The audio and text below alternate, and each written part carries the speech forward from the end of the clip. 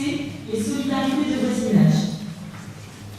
2017 a aussi marqué l'aboutissement des travaux du plan couvert de l'ensemble de nos écoles.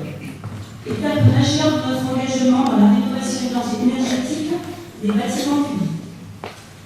Dans cette perspective du développement durable, je citerai également la création de 2 nouveaux jardins partagés à Blanchard et à la Vignotte, ainsi que l'obtention par notre ville du label Apicité. Nous avons maintenant une label. En panneau.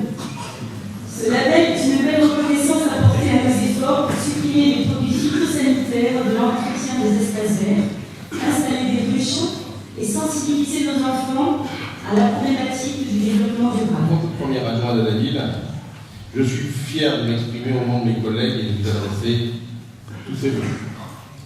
Donc responsable aussi du patrimoine, je suis heureux de voir l'évolution de notre château fort, le château des Comtes de Champagne. Et je tenais à remercier Jacques, qui a été le premier à croire à la qualité touristique de ce monument. Nous avons vu cette année les Aigles renforcer leur succès, et pour 2018, nous allons voir cette maison, et cette maison entre les 2 portes, sur la porte Saint-Jean et la porte Saint-Pierre, qui cachait, une fois qu'on avait passé la porte Saint-Pierre, la superbe vue sur le château. Cette maison sera détruite. Nous allons faire aussi créer un chemin au pied des remparts. Vous allez pouvoir visiter en particulier les remparts nord. Je vous rappelle que les remparts nord, depuis le milieu du 19e siècle, plus personne ne les avait vus. Vous allez voir ce que plus de 100 ans d'histoire. Et nous allons avoir le doublement de la retraite. Je remercie Sébastien pour son soutien. Cette cérémonie de vœux coïncide avec la publication d'un bilan de près de 4 ans de mandat. Et ce n'est pas tout à fait un hasard s'il vous est distribué pour la première fois ce soir et qu'il sera distribué dès la semaine prochaine dans toutes les boîtes aux lettres de la ville et restera disponible dans les structures municipales et sur Internet.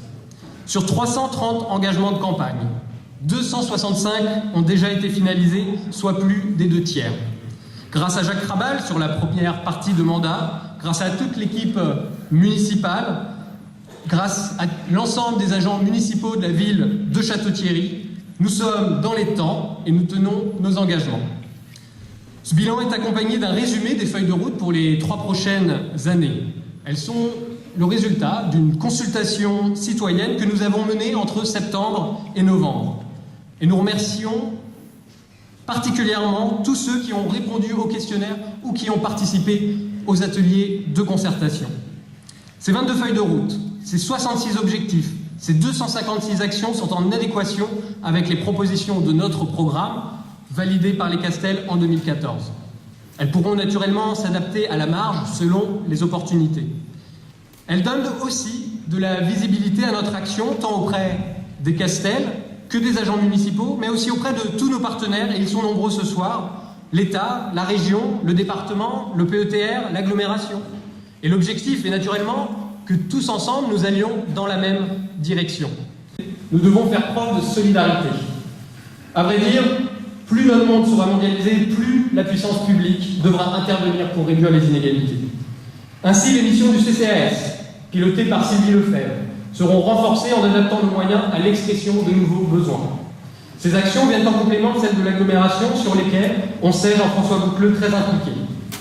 C'est ainsi qu'une nouvelle aide à la mobilité sera créée pour faciliter la recherche d'emploi. Par ailleurs, le guichet unique Mal-Logement, qui est désormais en place, sera pleinement utilisé dans notre lutte renforcée contre l'habitat indigne, mais aussi dans les grands projets de rénovation urbaine, que ce soit en cœur de ville, au Vaucluse, à Blanchard. Les études nécessaires à ces rénovations, menées en concertation avec les habitants, sont en cours de finalisation. Et nous avons obtenu des engagements concrets, des engagements par écrit de la part des bailleurs sociaux. Le principe selon lequel nous nous opposerons à la construction de nouveaux logements sociaux sans rénovation du parc existant a payé. Et je remercie particulièrement Dominique Douet, Bruno Beauvois, Jean-Marie Turpin, Mohamed Rizouki, Jacques Krabal de leur action.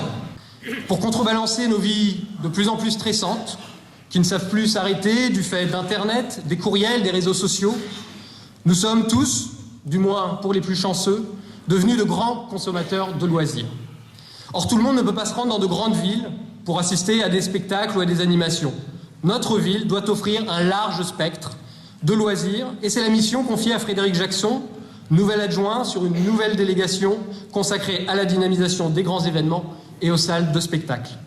Après avoir créé cet été un agenda trimestriel, Sortir à Château-Thierry, nous souhaitons mettre en œuvre une programmation ambitieuse pour le Palais des Rencontres, dont la rénovation est pilotée par Mohamed Rezouki. Car si le Palais doit continuer d'accueillir les manifestations des associations locales, il doit aussi devenir une belle salle de spectacle. Nous souhaitons également dynamiser les grandes manifestations organisées par la ville, telles que les fêtes Jean de La Fontaine qui accueilleront la Marche des Réconciliations cette année, telles que le 14 juillet ou encore Halloween. Nous continuerons également de soutenir les événements des associations, et en particulier les plus grands tels que Champagnez-vous ou Patrimoine Vivant, qui valorisent notre château médiéval et contribuent à notre attractivité touristique. Car ce n'est un secret pour personne, notre territoire possède des atouts énormes. Et nous continuerons de les exploiter en lien avec la communauté d'agglomération, l'UXA. C'est ainsi qu'une nouvelle scénarisation sera apportée au spectacle des Aigles, que le château sera restitué en 3D sur des bandes interactives, qu'une promenade derrière les remparts nord du château sera ouverte et que nous prévoyons une extension de la roseraie, comme l'a dit Bruno. Les loisirs, ce sont aussi les équipements de bien-être au Citélium, Planète Récré ou encore le bowling qui vient juste d'ouvrir ses portes. Le principal inconvénient de cette propension au loisir, car pour tout avantage il y a naturellement sa contrepartie, eh bien c'est une baisse d'entrain à l'effort physique ou intellectuel. Sans tomber dans l'excès d'une société qui serait soi-disant oisive ou décadente, la puissance publique doit jouer son rôle pour en corriger les effets négatifs. L'un des grands risques, c'est que les loisirs supplantent la culture. Car les loisirs sont plus faciles d'accès, ils se cantonnent à ce qui nous plaît, alors que la culture sollicite un effort, elle nécessite de remettre en question ses goûts. Pour contrecarrer ce risque, nous avons besoin d'une très grande diversité de programmation à laquelle veillent Françoise Maujean et Frédéric Jackson. C'est ce que proposent des structures comme l'Échangeur, avec une action permanente et de points d'orgue, le festival C'est comme ça, et son pendant dédié au jeune public qui danse. C'est aussi ce que propose dans un autre style le festival Jean de La Fontaine, avec ses musiques baroques, les concerts jeunes talents ou encore le conservatoire, avec une forte diversification des enseignements. C'est aussi la contribution du Silo U1 avec des expositions éclectiques. Nous accompagnons également la Biscuiterie, scène dédiée à la création et à la diffusion de la musique contemporaine dans son développement vers le label SMAC. Nous souhaitons y parvenir grâce à un travail plus étroit entre la Biscuiterie, les studios municipaux U1 et le Palais des Rencontres, et nous espérons que nos partenaires financiers arriveront très prochainement à se mettre d'accord. Les loisirs faciles peuvent aussi nous détourner de la lecture.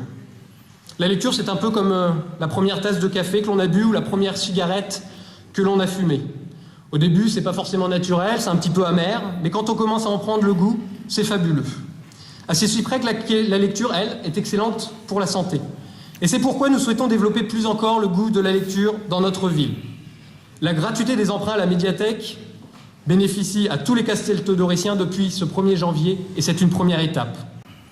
Pour ma première cérémonie de vœux, et je tiens en particulier à remercier tous ceux qui ont contribué, en particulier les agents de la ville, pour cette première cérémonie de vœux en tant que maire, permettez-moi de vous dire à quel point je suis extrêmement heureux et fier de vous adresser à vous tous, à vos proches, vos familles et tous ceux qui vous sont chers, mes meilleurs vœux pour l'année 2018.